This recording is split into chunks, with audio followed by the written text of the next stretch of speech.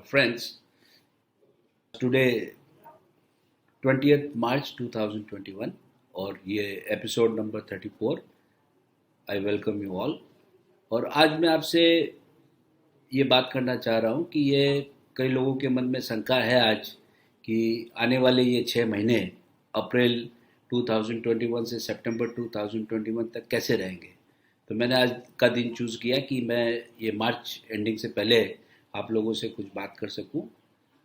आज देखिए, सबसे जो अच्छी चीज़ हमारे देश में है कि हमारा जो फॉरेन एक्सचेंज रिजर्व है वो इंडिकेट करता है कि आपके देश में कितनी बड़ी स्ट्रेंथ है। वो आज $580 बिलियन के करीब है और ये $590 बिलियन भी पहुंच गया था और कुछ डॉलर की वजह से कुछ उससे आज $580 बिलियन है। तो और करेंसी में देखें तो डॉलर आज ट्रेड कर रहा है 72.51 पे। तो ये भी डॉलर की स्ट्रेंथ भी हमारी हमारी करेंसी की स्ट्रेंथ अच्छी इससे मजबूत हो रही है। और आने वाले दिनों में मैं ये सोच रहा हूँ कि ये जो फॉरेन एक्सचेंज रिजर्व है ये और भी बढ़ने की उम्मीद है, क्योंकि जो एफडीआई आ रही है वो करीब लास्ट जो ये 9 महीने गए उसमें $67.54 बिलियन इंडिया में फॉरेन करेंसी आई है। तो ये इंडिकेट कर रहा है कि फॉरेन की जो इन्वेस्टमेंट यहाँ आ रही है या लोगों का जो विश्वास अपने देश के ऊपर बढ़ रहा है वो इतना अच्छी तरह से चल रहा है कि लोग आज इंडिया में इन्वेस्टमेंट करना चाह रहे हैं। लोग यहाँ इंडस्ट्री डालने के लिए चाह रहे हैं। कुछ हमारी इंडस्ट्रियल पॉलिसी अभी जो डिक्लेयर हुई थी उसमें लोग इंटरेस्ट ले रहे हैं। प्लस जो टैक्स स्ट्रक्चर हमारे यहाँ देश में अभी गवर्नमेंट ने डिक्लेयर किया था तो उसे मिनिमम लेवल पे लेके आए गवर्नमेंट। सो उस पर भी लोगों का इन्वेस्टमेंट का इरादा देश की तरफ बढ़ा है। अब क्रूड ऑयल की अपने बात करें आज, तो क्रूड ऑयल भी जो एक $70 पे पहुंच गया था वो फिर आज $62 पे ब्रेंट जो क्रूड ऑयल है वो आ चुका है। तो और आने वाले दिनों में वो शायद और गिरेगा, क्योंकि जैसे जैसे हम ये हॉट वेदर की तरफ जा रहे हैं तो लोगों को जो ये कंजम्पशन होता है इसका ऑयल का वो कम होते जाएगा यूरोपियन कंट्रीज में, यूएस में। तो इसका दाम एक स्टेबल रह सकता है और ये अपने देश के लिए बहुत बढ़िया है, क्योंकि हम काफ़ी ऑयल इंपोर्ट करते हैं, वो कम रहेगा हमारा। और अभी जैसे स्टॉक मार्केट ने भी ये सब फैक्टर्स को एक तरह से डिस्काउंट किया है। तो आज करीब सेंसेक्स 50,000 के पास आसपास चल रहा है और निफ्टी भी 15,000 के पास आसपास चल रही है। तो ये इंडिकेट कर रहा है कि हमारी इकोनॉमी में स्ट्रेंथ है और अच्छे तरीके से आगे बढ़ सकती है। अभी जो गवर्नमेंट ने डिसइन्वेस्टमेंट का जो प्रोसेस चालू किया है, काफ़ी कंपनीज को डिसइन्वेस्टमेंट की तरफ ला रही है। जैसे आप देखेंगे बीपीसीएल है और आपके कॉन्कोर है, ये सब अभी काफ़ी अच्छी बड़ी बड़ी जो ऑयल कंपनीज भी आज डिसइन्वेस्टमेंट की तरफ जा रही है।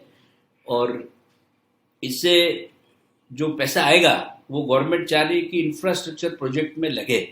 इसलिए गवर्नमेंट ने एक इंफ्रास्ट्रक्चर प्रोजेक्ट बैंक जो इन्वेस्टमेंट है उसके लिए एक बैंक भी बना रही है, जिसमें 2 से 3 लाख करोड़ रुपए का वो फंड उसको क्रिएट करेगी और जो आगे नए आने वाले प्रोजेक्ट्स में लगेंगे तो इसमें हमारे इंफ्रास्ट्रक्चर की जो डेवलपमेंट की रफ्तार है वो बढ़ेगी। और लोगों को उस हिसाब से आप देखेंगे जैसे इंफ्रास्ट्रक्चर बढ़ता है तो एम्प्लॉयमेंट भी बढ़ता है और जो छोटे छोटे उद्योग हैं वो भी आगे बढ़ते हैं इससे। तो ये गवर्नमेंट का एक अच्छा सुझाव है। और अभी आप देखेंगे कि पहले हमें ये डर था कि चाइना का वॉर हो जाएगा, पाकिस्तान के पर इंडिया कुछ अटैक कर देगा। और ये फार्मर्स के जो बिल आए थे अभी उस पर जो एजिटेशन चल रहा था ये सब अब नेग्लिजिबल रूप में है आज और एक तरह से उसकी संभावनाएं खत्म हो गई है। और फार्मर्स जो बिल आए अभी उसको लोग पसंद भी कर रहे हैं। इससे सबसे बड़ा फायदा क्या है कि जो हमारे देश में ग्रेन की जो स्टोरेज कैपेसिटी है वो इतनी अच्छी बढ़ जाएगी कि हमें सपोज कि मानसून कभी खराब रहा और टाइम पे नहीं आया तो ये जो स्टोरेज कैपेसिटी है ये हमको जो जितनी भी हमारी रिक्वायरमेंट है देश की ये पूरा करेगी। आज समझ लीजिए एक साल मानसून अच्छा नहीं आया फिर भी हमारे देश में जो ग्रेन का उत्पादन हुआ है और स्टोरेज कैपेसिटी है तो 1-2 साल कोई फर्क नहीं पड़ेगा, हमारे पास सफिशिएंट ग्रेन होगा और लोगों में कोई भी अफरा तफरी नहीं मचेगी।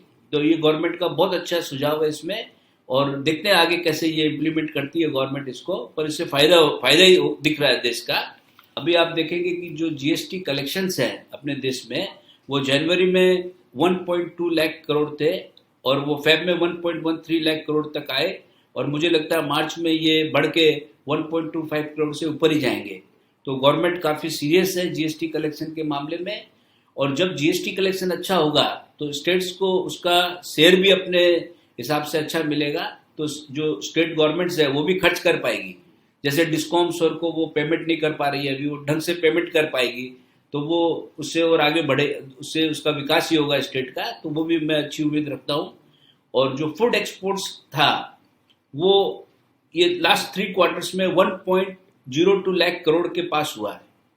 ये बहुत कम है एक्चुअल में, जो वर्ल्ड की स्केल है उससे बहुत कम है, पर हम एक तरह से अभी शुरुआत की तरफ जा रहे हैं कि कम से कम हमारे देश से ये फूड एक्सपोर्ट होना शुरू तो हुआ और ये काफ़ी स्पीड से बढ़ रहा है।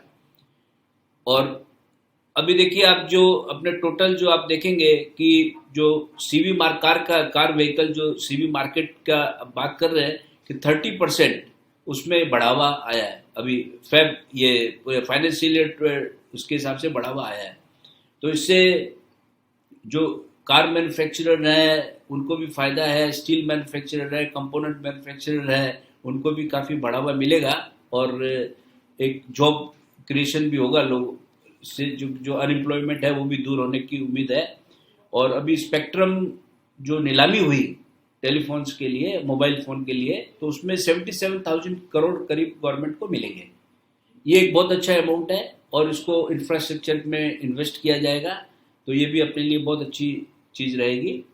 और एक गवर्नमेंट जो अभी car scrappage policy, vehicle scrappage policy जो ला रही है, उसमें ये तय किया जा रहा है कि जो भी गाड़ियां हैं पुरानी 20 साल से पुरानी, उन्हें एक स्क्रैप के रूप में लिया जाएगा, पर उनको ये इंश्योर किया जाएगा कि कोई भी गाड़ी के कंपोनेंट या दूसरी चीज़ें वो डिसमेंटल करके अलग अलग करके न बेची जाए, वो कार को पूरा स्क्रैप किया जाए। इससे करीब करीब 2 साल में 50 लाख व्हीकल्स स्क्रैपेज मार्केट में आएंगे और इससे जो व्हीकल मैन्युफैक्चरर है उनको भी फायदा होगा और जो कंपोनेंट बनाने वाले हैं उनको भी फायदा होगा और जॉब क्रिएशन भी अच्छा होगा। और अभी आप देखिए स्टील की जो आउटपुट आई है जनवरी 2021 में 99.7 लाख टन, एक रिकॉर्ड प्रोडक्शन है स्टील का। और वैसे ही सीमेंट का प्रोडक्शन देखेंगे वो भी एक रिकॉर्ड स्तर पे जा रहा है। तो इससे लग रहा है कि इंफ्रास्ट्रक्चर डेवलपमेंट हो रहा है, रियल एस्टेट में भी डेवलपमेंट हो रहा है और पर्टिकुलरली जो नए यूनिट्स आ रहे हैं देश में वो भी आगे बढ़ रहे हैं। और अभी इन्फ्लेशन जो आया है वो 4.17% है और जो कि नॉर्मल रेंज में है। इतना इन्फ्लेशन अपने देश के लिए, डेवलपिंग कंट्री के लिए सही है और ये रहना भी चाहिए और उसको गवर्नमेंट कंट्रोल भी करेगी। आरबीआई काफ़ी सख्त है इसके बारे में और उसके नॉर्म्स भी ऐसे हैं कि वो कंट्रोल हो जाएगा। और अभी आप देखिए बार्कलेज ने ये प्रिडिक्ट किया था कि जो जीडीपी है अपनी 2021-22 की वो 7% रखी थी पहले उन्होंने, पर उसे बढ़ाकर 8.5% किया है। तो ये बहुत अच्छी चीज़ है कि हम 8.5% लास्ट ईयर के मुकाबले हम 8.5% ऊपर जा रहे हैं, तो ये हमारे लिए बहुत अच्छी बात रहेगी और इससे विकास दर को बहुत मदद मिलेगी। और अभी आप देखिए जैसे वैक्सीनेशन का जो डर था, अभी ऑलरेडी मार्च में हमें लगता है 5 करोड़ लोगों को ये वैक्सीन मिल जाएगी और फिर हर महीने हम कैलकुलेट करें तो अप्रैल में जून तक 10-10 करोड़ लोगों को वैक्सीन मिलती है, तो 35 करोड़ लोगों को वैक्सीन ये मिल जाएगी। तो कम से कम 35 करोड़ यदि लोगों को मिल जाती है तो हमारा ये सफिशिएंट होगा कि हमारे बड़े सिटीज़, जो बड़े आबादी वाले इलाके, वो कवर हो जाएंगे और उससे ये पैराडेमिक का जो ये इफेक्ट था ये एकदम न्यूनतम स्तर पे आ जाएगा और लोग इससे बाहर निकल जाएंगे। तो बाई एंड ऑफ जुलाई हम सोच रहे हैं कि ये पूरा ये भी एक ख़त्म हो जाएगा पूरा इश्यू और देश एक वापस रफ्तार पकड़ना शुरू करेगा, लोग इस डर से बाहर निकल जाएंगे। तो ये भी एक हमारे लिए बहुत पॉजिटिव साइन है। और अब देखिए गुड मानसून या बैड मानसून, जैसे मैंने बात की कि मानसून कैसा भी हो, पर देश में जो स्टोरेज कैपेसिटी बन गई ग्रेन्स की आज, वो भी प्राइवेट सेक्टर में, तो इससे बहुत बड़ा फायदा होगा। ये आप देखिए यदि मानसून अच्छा रहता है तो बहुत अच्छी बात है, मानसून अच्छा भी नहीं रहा तो कोई फर्क नहीं पड़ेगा और आपको इसमें स्पीड मिलेगी देश को।